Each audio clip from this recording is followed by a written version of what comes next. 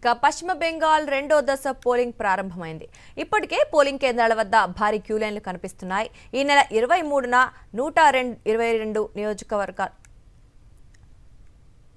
ఇక రెండో విడతలో కూడా రికార్డు స్థాయిలో పోలింగ్ నమోదయ్యే అవకాశాలున్నాయి. ఎన్నడూ లేని విధంగా బెంగాల్ వలస కార్మికులు ఓటు హక్కు వినియోగించుకునేందుకు భారీగా స్వరాష్ట్రానికి చేరుకున్నారు. ఢిల్లీ, ముంబైతో పాటు దక్షిణాది రాష్ట్రాల్లోని బెంగాల్ వలస కూలీలు పెద్ద ఎత్తున ఓటు హక్కును వినియోగించుకోనున్నారు. మిగిలిన 142 నియోజకవర్గాలకు పోలింగ్ నిర్వహిస్తోంది ఈసీ. కోల్కతా, హావ్రా, నాదియా, ఉత్తర 24 పరగణాలు, దక్షిణ 24 పరగణాలు, హూగ్లీ, పూర్వ బర్ధమాన్ జిల్లాల్లో తుది దశ పోలింగ్ జరుగుతోంది. 142 స్థానాలకు 1448 మంది అభ్యర్థులు బరిలో ఉన్నారు. 3.21 కోట్ల మంది ఓటర్లు తమ ఓటు హక్కు వినియోగించుకునేందుకు సిద్ధమయ్యారు. ఇందుకోసం 41,000 పోలింగ్ కేంద్రాలను ఏర్పాటు చేసింది ఈసీ. అన్ని కేంద్రాల్లోనూ వెబ్కాస్టింగ్ సౌకర్యాన్ని కూడా కల్పించింది. పోలింగ్ కేంద్రాల వద్ద కేంద్ర బలగాలతో కట్టుదిట్టమైన భద్రతా ఏర్పాట్లు చేసింది. సీఎం మమతా బెనర్జీ, ప్రతిపక్ష నేత సువేందు అధికారి సహా పలువురు కీలక నేతలు ఈ దశలో తమ అదృష్టం పరీక్షించుకుంటున్నారు.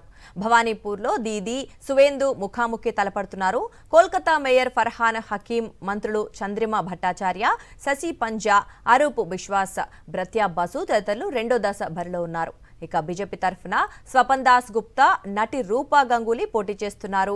ఇక ఆర్జీకర్ ఆసుపత్రిలో అత్యాచారానికి గురైన జూనియర్ డాక్టర్ తల్లి రత్న దేవనాథ్ బీజేపీ అభ్యర్థిగా బరిలో దిగారు. చివరి దశ పోలింగ్లో సమస్యాత్మక ప్రాంతాలు మొదలుకొని అత్యంత సమస్యాత్మక ప్రాంతాలు ఉన్నందున కేంద్ర ఎన్నికల సంఘం కీలక నిర్ణయం తీసుకుంది. పోలింగ్ ప్రశాంతంగా ఎలాంటి అంతరాయాలు లేకుండా జరిగేలా చూసేందుకు జాతీయ దర్యాప్తు సంస్థ ఎన్ఐఏను రంగంలోకి దించింది. ఎలాంటి హింసాత్మక ఘటనలు జరగకుండా ఓటర్లు నిర్భయంగా తమ ఓటు హక్కును వినియోగించుకునేలా చూసేందుకు కఠిన చర్యలు తీసుకుంటామని ఈసీ స్పష్టం చేసింది. ఇక ఈ విషయం గురించి మరిన్ని అప్డేట్స్ మా కరెస్పాండెంట్ వెంకటేష్ అందిస్తారు. వెంకటేష్, చెప్పండి, పశ్చిమ బెంగాల్లో రెండో విడత ఎన్నికలు జరుగుతున్న నేపథ్యంలో పరిస్థితి ఎలా ఉంది? వెస్ట్ బెంగాల్లో తుది విడత పోలింగ్ ప్రారంభమైంది.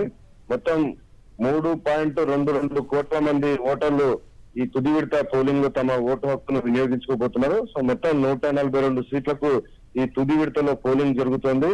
ప్రధానంగా కోల్కతా సహా సౌత్ 24 పరగణ, ఈ కీలకమైనటువంటి జిల్లాల్లో ఈ సీట్లన్నీ కూడా విస్తరించి ఉన్నాయి. గత 2021 ఎన్నికల్లో దాదాపు 90% స్ట్రైక్ రేట్ తో టీఎంసీ మొత్తం స్థానాల్లో దాదాపు 142 సీట్లలో 121 స్థానాలను టీఎంసీ గెలుచుకుంది. సో మొత్తానికి ఈసారి తృణమూల్ కాంగ్రెస్ పార్టీ మళ్ళీ వాటిని రిటైన్ చేయగలుగుతుందా లేదా అనేది ఇప్పుడు క్వశ్చన్ మార్క్. భారీ ఎత్తున ఇటు బీజేపీ కూడా తన శ్రేణులను మోహరించింది.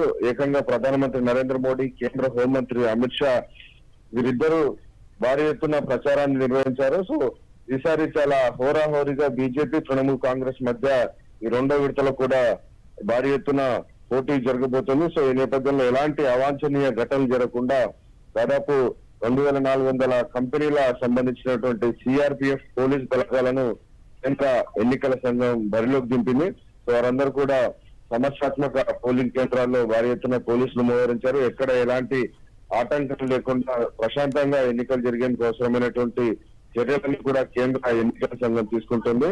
దాదాపు 42,000 పోలింగ్ కేంద్రాలు ఏర్పాటు చేశారు ఈ 142 నియోజకవర్గాల్లో. సో మొత్తం లైవ్ స్ట్రీమింగ్ లో కంప్లీట్ గా అన్ని పోలింగ్ కేంద్రాల్లో కూడా సీసీటీవీ కెమెరా విజిలెన్స్ లోనే ఎన్నికలు జరగబోతున్నాయి. సో ఎక్కడ ఎలాంటి అవాంఛన జరిగినా ఇమీడియట్ గా చేరుకునేందుకు అవసరమైనటువంటి ఏర్పాట్లను కూడా కేంద్ర ఎన్నికల సంఘం పూర్తి చేసినటువంటి పరిస్థితి. సో మొత్తానికి ఈసారి వెస్ట్ బెంగాల్ ఎన్నికల్లో ఎస్ఐఆర్ ప్రభావం చాలా పెద్ద ఎత్తున కనిపించేటువంటి అవకాశం ఉంది. దాదాపు 90 లక్షల మంది ఓటర్లను మొత్తం తొలగించారు. సో ఇప్పటికే ఆల్మోస్ట్ కొన్ని అప్పీల్స్ కూడా ఉన్నాయి. సో అప్పీల్స్ సంబంధించినటువంటి ప్రక్రియ కొనసాగుతున్న నేపథ్యంలోనే ఎన్నికల ప్రక్రియ మొదలైంది. ఈ తుది విడత పోలింగ్ జరిగేటువంటి 142 నియోజకవర్గాల్లో దాదాపు 27 లక్షల మంది ఓటర్లను కేంద్ర ఎన్నికల సంఘం తొలగించింది. సో ఖచ్చితంగా ఈ అంశము భారీ ఎత్తున ప్రభావం చూపేటువంటి అవకాశం మనకు కనబడుతుంది. సో మొత్తానికి గత వారం కింద జరిగినటువంటి ఎన్నికల్లో మొదటి విడత పోలింగ్ లో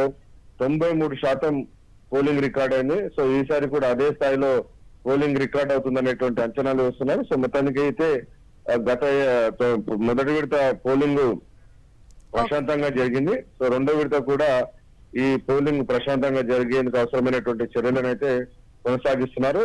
రాజధాని కోల్కతాలో 11 అసెంబ్లీ సీట్లు ఉండగా దాని చుట్టుపక్కల ఉన్నటువంటి జిల్లాల లోపల మిగిలినటువంటి సీట్లు ఉన్నాయి. సో మొత్తానికి ఓకే. తృణమూల్ కాంగ్రెస్ కంచుకోట అయినటువంటి ఈ ఎన్నికల్లో ఈ రెండో విడత పోలింగ్ లో ఎలాంటి పరిణామాలు జరుగుతాయనేది మనం వేచి చూడాల్సి ఉంది. Right Venkatesh, thank you for the updates.